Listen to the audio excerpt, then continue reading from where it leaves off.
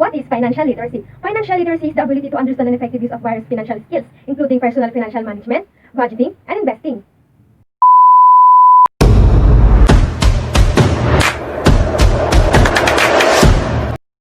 What's up, guys? My name is Rosemarie from Bachelor of Physical Education, Section 3.1. Today, we're gonna have 7 questions about financial literacy. So, let's discuss.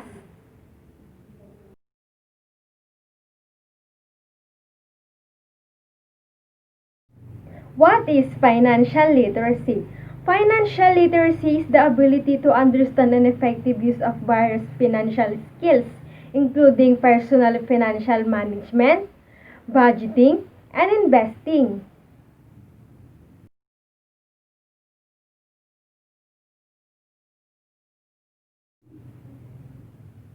The Economic and Financial Literacy Act, Republic Act Number 10922, Economic and Financial Literacy. It is declared a policy of the state to develop national consciousness on economic and financial literacy by declaring the second week of November, and every year as Economic and Financial Literacy Week.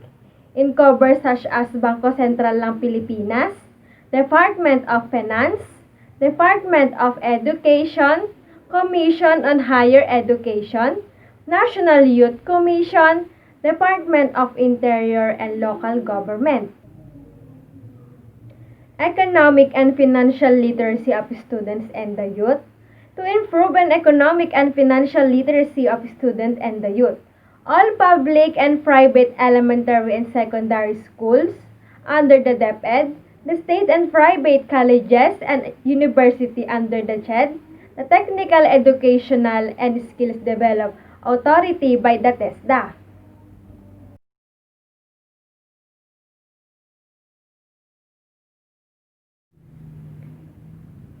What are the benefits of financial literacy? The particular benefits of financial literacy will differ depending on person's circumstance.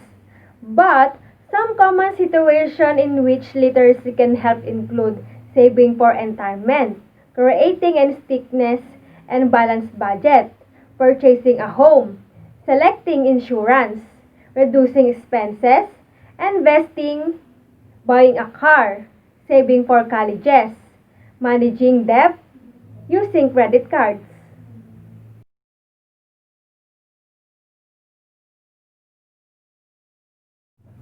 Common concept under financial literacy. The common concept about financial literacy, it will help you to manage your financial better, which is true in so many stages, but handling one's money and finances is based to the person holding them. Financial literacy and finances is based to the person holding them.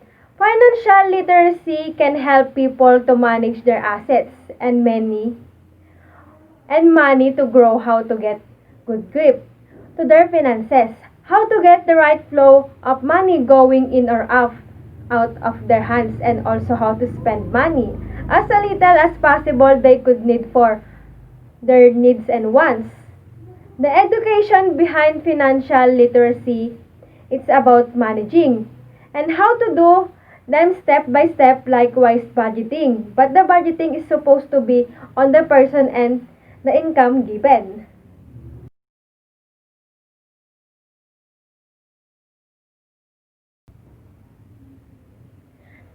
The financial literacy in the Philippines. The financial literacy in the Philippines is very important, especially to the families with limited income in their hands. Philippines are the third world country and have limited resources to achieve financial freedom because of some hindrance. But then, Philippines is one of the fast-moving country in the 21st century with financial power, but the Filipinos do not have enough information regarding financial literacy, even if they have financial power, do not know how to handle their money, it's not going to the work.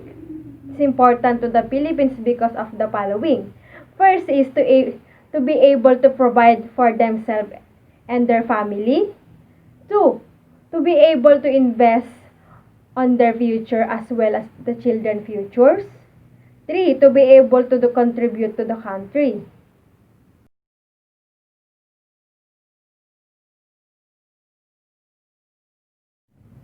Needs versus wants. Needs or wants are two different things, but people need them both. Understanding them both is easy and how to distinguish the two of them. Needs have two types.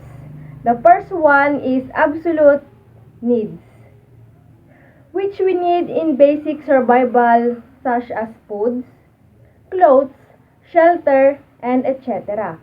The other one is flexible needs that are important to you but can be put off some other time such as internet, gadget, and other things that you can get when you have free money. For wants, it's also how two different types. The first one is priority wants, which is things you want or just for fun. Things you need like a new phone, cell phone, or TV. The second one is long term wants, which are things you want in the future.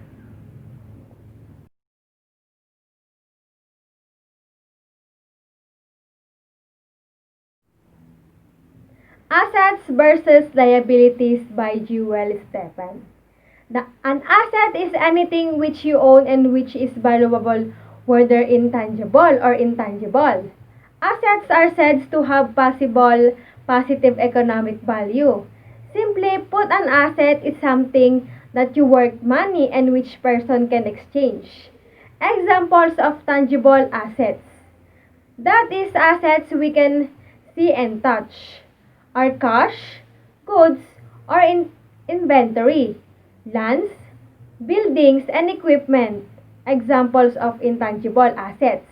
That is assets which we cannot see or touch. Are trademark, copyright, patents, goodwill, and stock for money. A liability, on the other hand, is a obligation. For example, money must be paid or services and must be performed. A liability is the result of past transaction or event. Settlement of the liability usually involves our handling over an asset. Example of liabilities include salaries payable, accounts payable, all well as long or short-term loans which individuals or companies take and which they, of course, we have payback. To put it simply, an asset is something that you own, while liability is someone that you own. A financial literacy person or company has more assets than liability. This means that they have the means to fulfill or settle their obligation. On the other hand, a person or company whose liability are more than their asset is probably in the trouble. In managing your finances, therefore, you must ensure that your liabilities do not exceed your assets.